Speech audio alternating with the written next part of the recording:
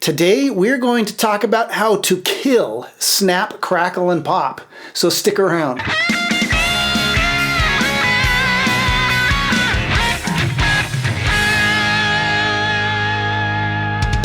Hey everybody, it is Aaron at Warmoth, and no, I am not talking about the beloved Rice Krispies characters. I am talking about the snap, crackle, and pop you get from a pickguard that is filled with static electricity.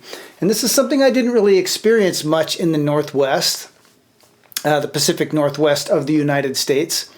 It's also not something I experienced much in the Southeast of the United States. Both those places have a lot of humidity, especially the Southeast, and it just wasn't something I experienced. But now I live in the dry, high desert of Logan, Utah, and it's static electricity is a big thing here. I walk around most days with my hair rising up into the sky. If I go near a wall, it moves to the wall, and it's something I've experienced here. And I have a couple of guitars. This Dinkycaster I just made this custom pickguard for, and it's interesting because a lot of pickguards get grounded kind of automatically because they go over a control area, and so there is like copper foil or something behind that. But this one doesn't go over any control areas or any pickup areas per se. It doesn't hold any pickups in.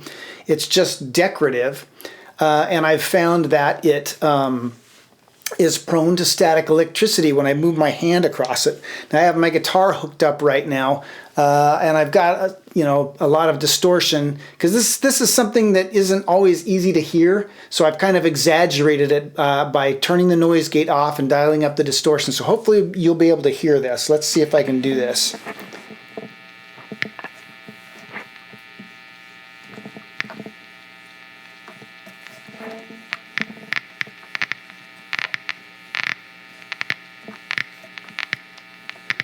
So you can hear that snap, crackle, and pop.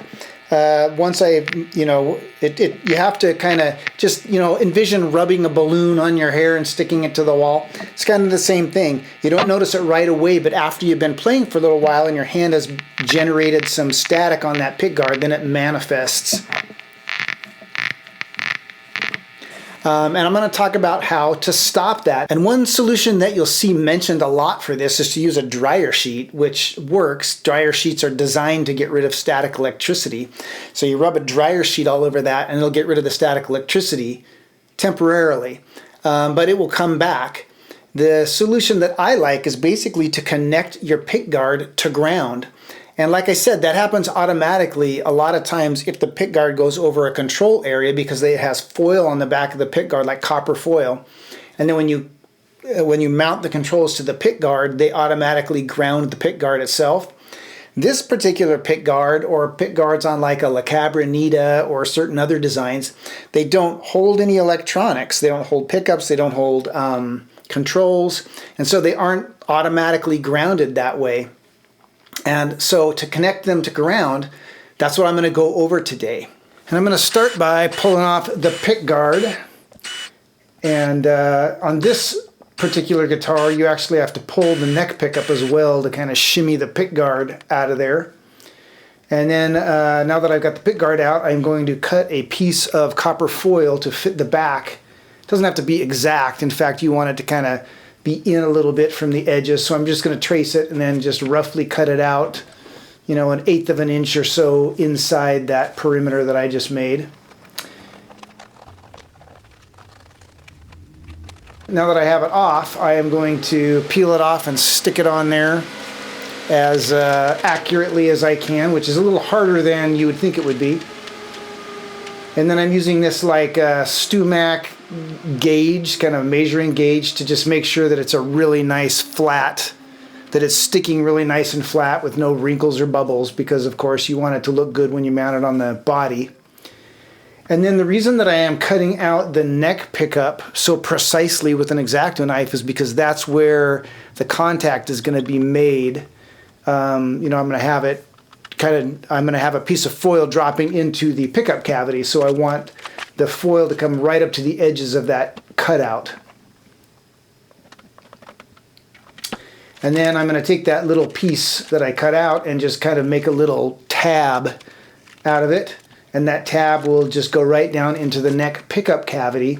And then you can see a wire in there that I have already ran through. It's soldered to, one end of it is soldered to the back of a tone pot, and then it runs through the wiring channel and pops out right there.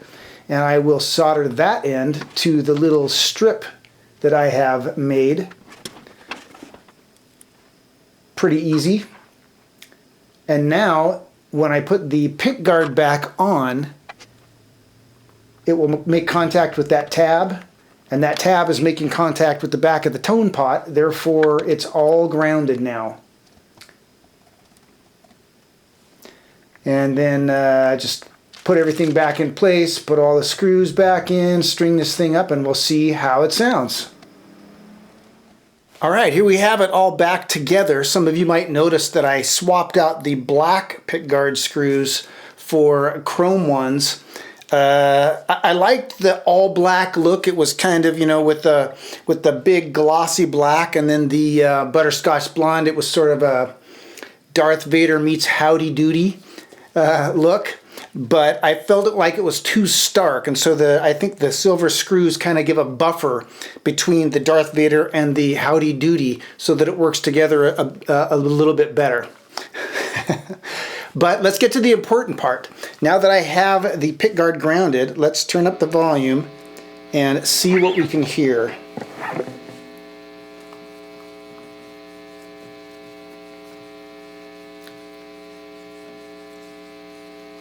I feel like I'm Christina Aguilera. There's a genie in the bottle. You just got to rub me the right way. I'm getting nothing. I'm getting nothing at all. So it would seem like my operation was a success. Now, the one thing I did think of after the fact is, rather than running the copper tape here, I should have run it over here towards this screw, so that there would be always a good tight contact right there. A lot of pickguards tend to kind of buckle in the center just a little bit. So if I had to do it again, I would run the copper piece over here by this screw. But it sounds like it worked anyway. Let me give it just a little bit more time to make sure.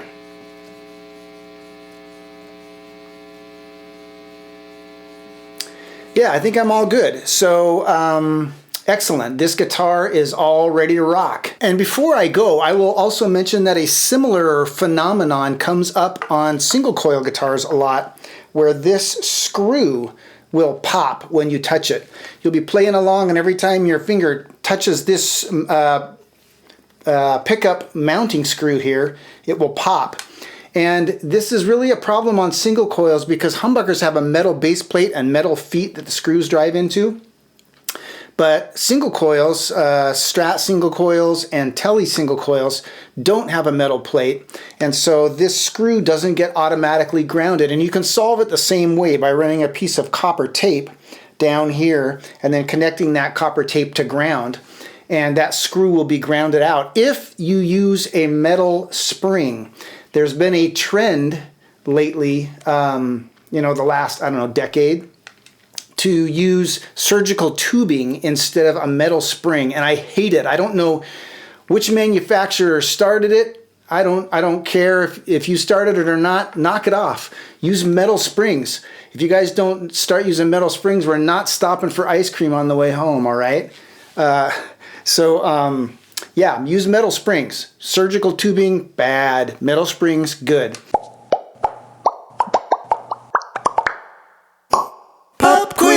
And that brings me to this week's pop quiz, and that is on single coil pickups like Telecaster style pickups and Stratocaster style pickups.